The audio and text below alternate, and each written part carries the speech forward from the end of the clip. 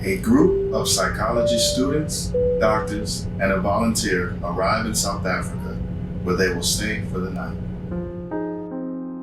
In the morning, they will take a 5-hour drive to Eswatini.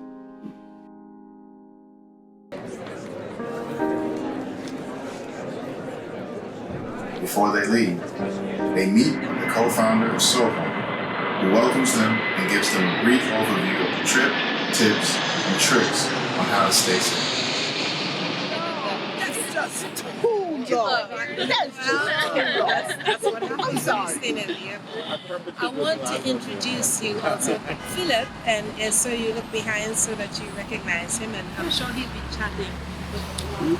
I don't know what is being said. There's a lot of care counseling, a suicide intervention, and we just have to do what we have to do. So when I can't deal, he does the long haul counseling all hours of the night. So I thank God. Along the way, they will stop at Al Zoo for food and rest. ALZU.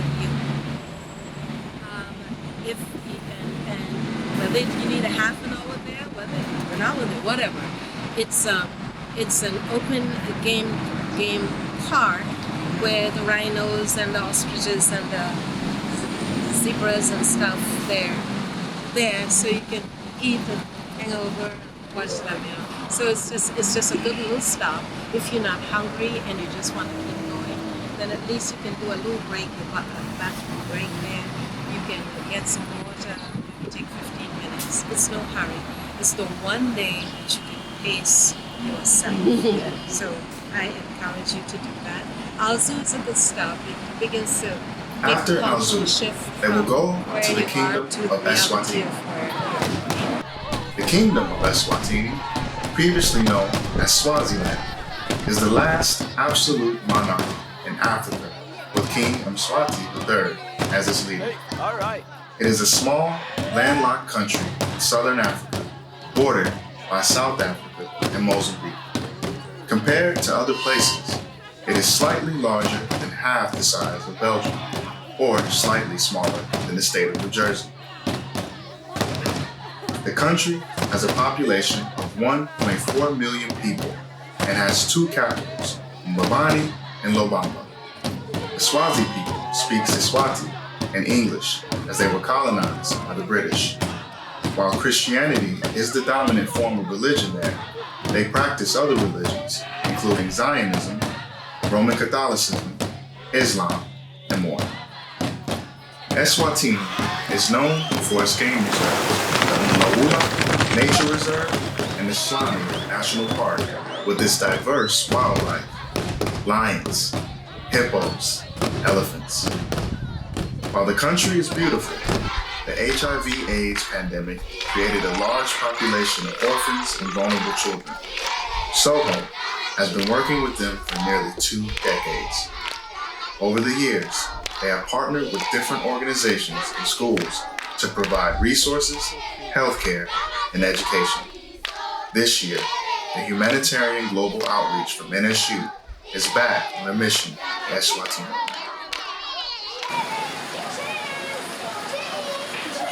They begin their work at the Railway Primary School, where today it is raining. This is somewhat unusual for the month of July. We can get started. Okay.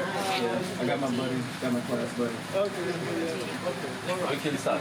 They work in pairs to cover various mental health topics, such as learning disabilities, trauma-informed learning, strategies to manage stress, and problem solving. They also help to facilitate discussions and provide psychoeducation. Next, it will go to the Hope Discovery Learning Center.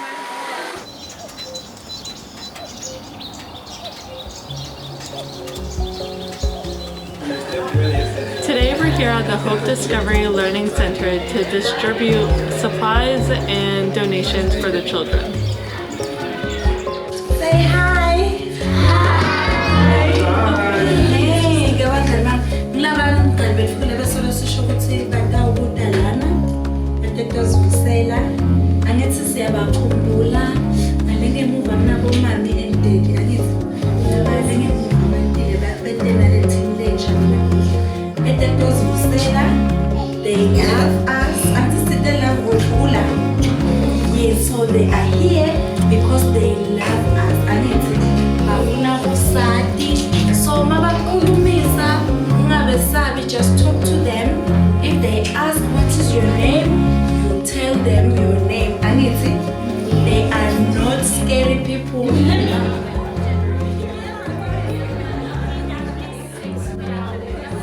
Roughly 10 years ago, an Australian woman who goes by the name of Lauren Hope visited the village of Flambane frequently to feed children.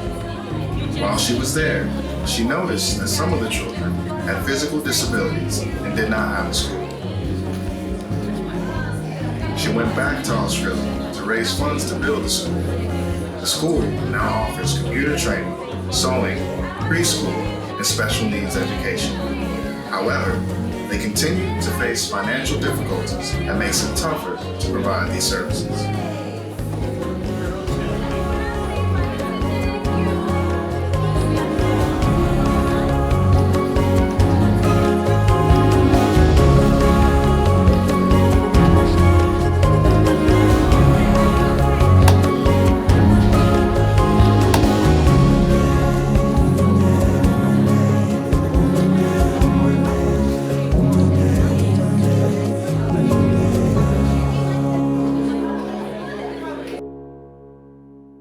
We're standing in a room here that is full of hope. You see computers and you see young women, girls learning computer skills. That is so important. When a woman has needs, she has children to feed, she has no options and no skills, it makes it very difficult for her to survive. So we are grateful to the donors who have provided computers so that the young women who come here for training, they're able to have it, they're able to have skills that will give them a livelihood, and we celebrate that. Most of them are out today because of a call from the King, but we're just happy for those who are here, and we want to applaud their efforts.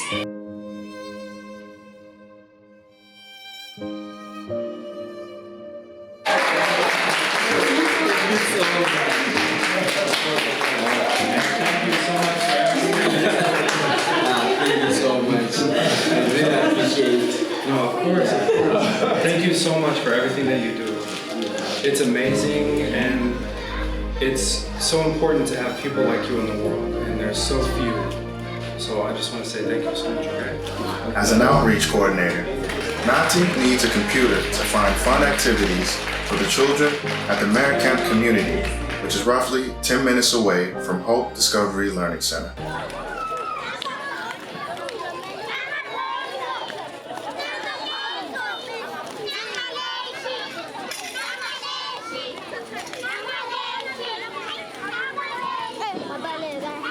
Let me say this today, boys and girls, we are so blessed to have our friends from far away. Hey, I sing in pocket. All the way. One of the university here. Hey, these ones, we talk about doctor.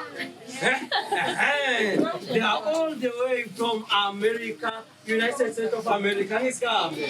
They are just here for us. These are our friends. We'll get to, to rub shoulders and enjoy. My friend, these are our children from America. group of children. I think you'll enjoy being with them. We're going to be here today and tomorrow. I hope you will enjoy.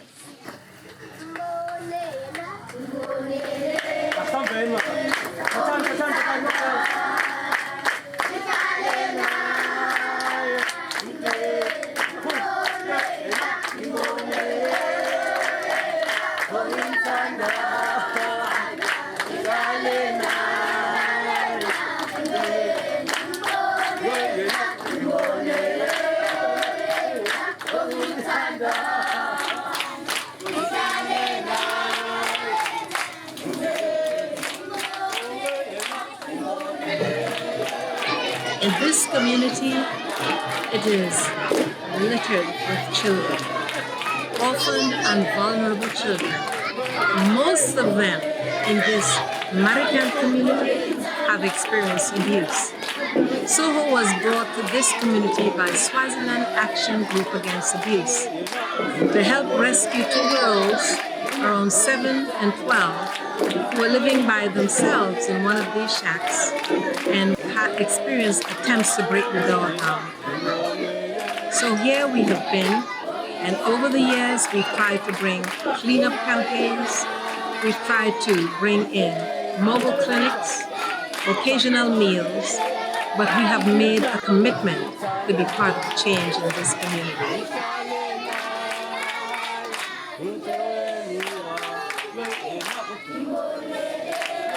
At Seed of Hope, we are usually working with children that are vulnerable and orphans. What we basically do is to bring hope to those little souls through nurturing, that is the spiritual nurturing, as well as ensuring that they have skills that they're going to use to enrich themselves now and in the future.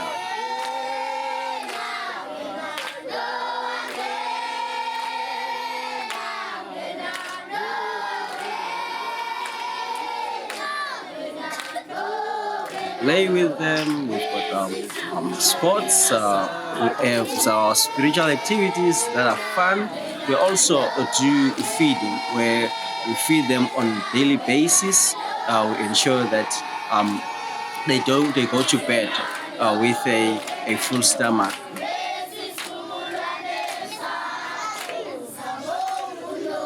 At school, the children receive 1 meal every day. But since the majority goes to school hungry, many of them end up going to bed hungry. SOHO provides a meal to each child right after school.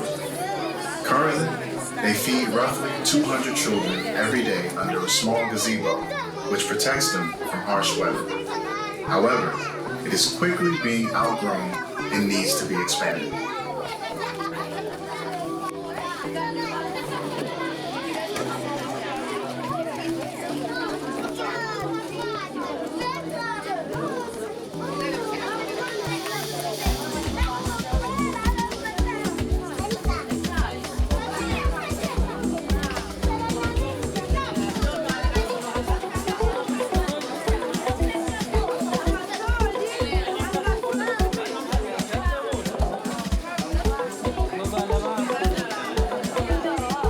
It is remarkable to see the level of caring that some of these children have for each other, despite the many challenges they face. Some of the children refuse to eat their portions at times. Instead, they put it in a container and take it home to share with another sibling or maybe a parent.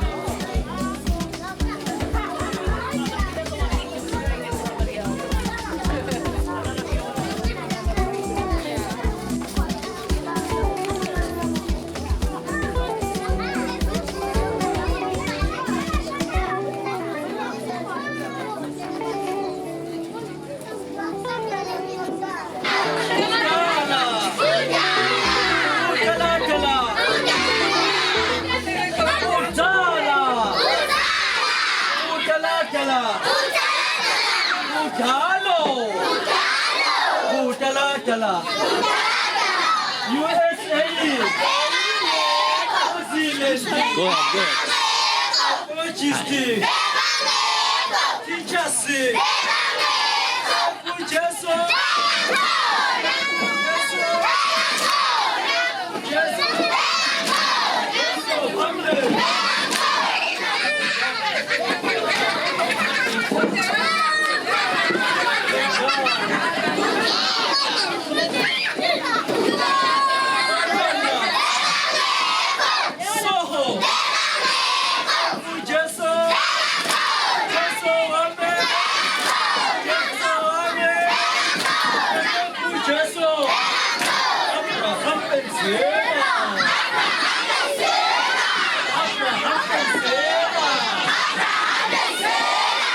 After they eat and pray, the children play.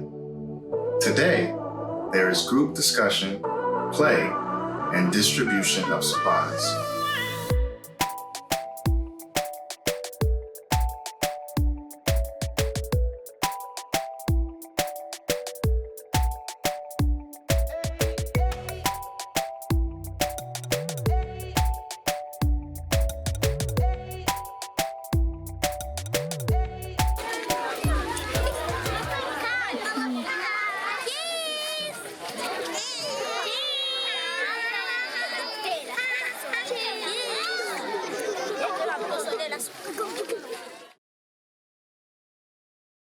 While eating, I would just like to make an introduction here and have one of our very, very valued staff here come and address you. I think it's very important that when people see products there, that they have a better understanding of the inner workings of the social enterprise program that we have. Umulelo Simalani here was a manager at Amaratsi, which is a store at Swazikando near the tourist area. And when that store closed, she chose to join SOHO. And from the very beginning, with the sponsorship of just 2 or 3 sewing machines, she began training. And what is so exciting to me is what is happening in the lives of the women that she's working with. I was working as a nanny of 21 children. And because we were not earning enough money, some women of the bosses to the Simonye company thought it would be best to help us make more money than what we were getting. So they trained us into embroidery. And as we were being trained, they noticed that I was capable in most of the things. So that's how I started training more women from almost all over Swaziland. And today I'm working with SOHO to empower young women, or if I can say young mothers, who are thinking their life is at the end. It's also about how they are feeling as they are doing what we train. You will be surprised to know that some of them, when we meet as a group each and every day, they just want to be there all the time. They don't want to go back home. And when you try to understand why they don't want to go back home, it's because they are saying, we feel safe when we are here. Because when we are here, there is a lot that you are teaching us. It's not just the piece of art that we are doing, but you are able to teach us about life as well. So what we are giving them is hope for the future.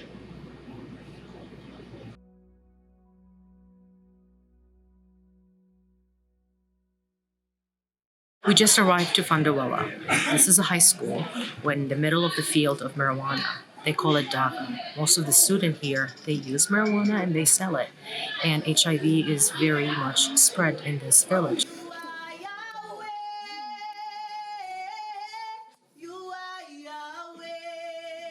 We come here with the students.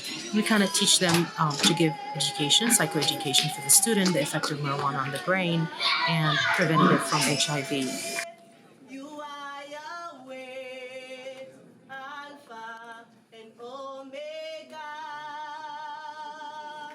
I hope you have had a great time in the classrooms. Yes. This is wow. You must have benefited.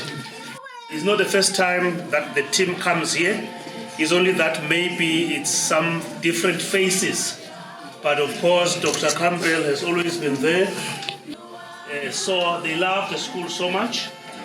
And we've noticed that each time they come to the school, they give us something in addition to the awareness that they give us. So we appreciate them so much. Can we clap hands for them in a very special way?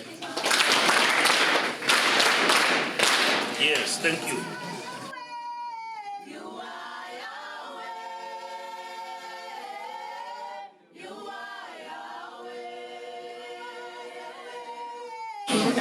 We want to thank all of you for spending some time with us today.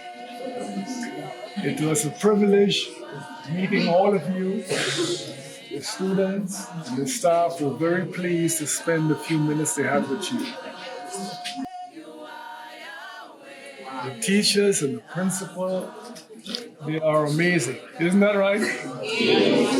So I hope that the things that you talk about, the things that you shared with the students, and the things that you learned today, you will remember them.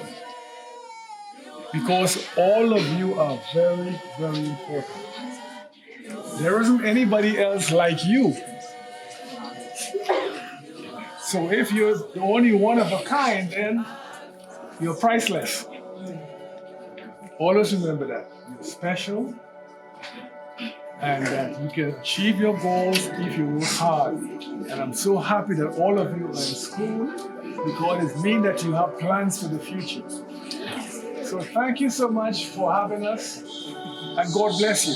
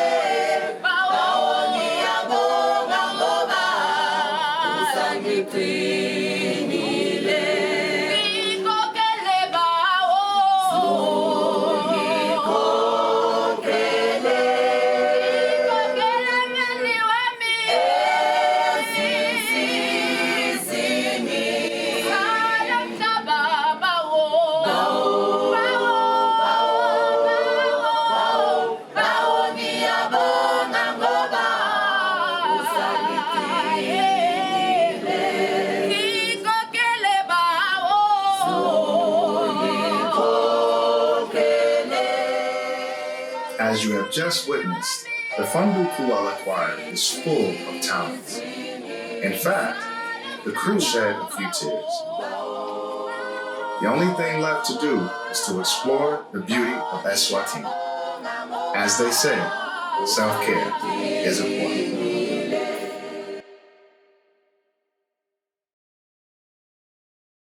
Hi, I'm Tiana, and here we are in the safari. I have here with me Sufisu. Sufisu, can you let us know what we're doing today? Hi, how are you guys? Today we're at Sane Royal National Park. So these guys will be going for the game drive for about 2.5 hours. They'll be seeing some wild animals. It's gonna be fun today. Thank you. And Sufisu, last question. What is your favorite animal? The giraffe is my favorite animal. Wow. Okay, thank you for being with us today. We look forward to being in safari. I'm Tiana, and I'll see you later.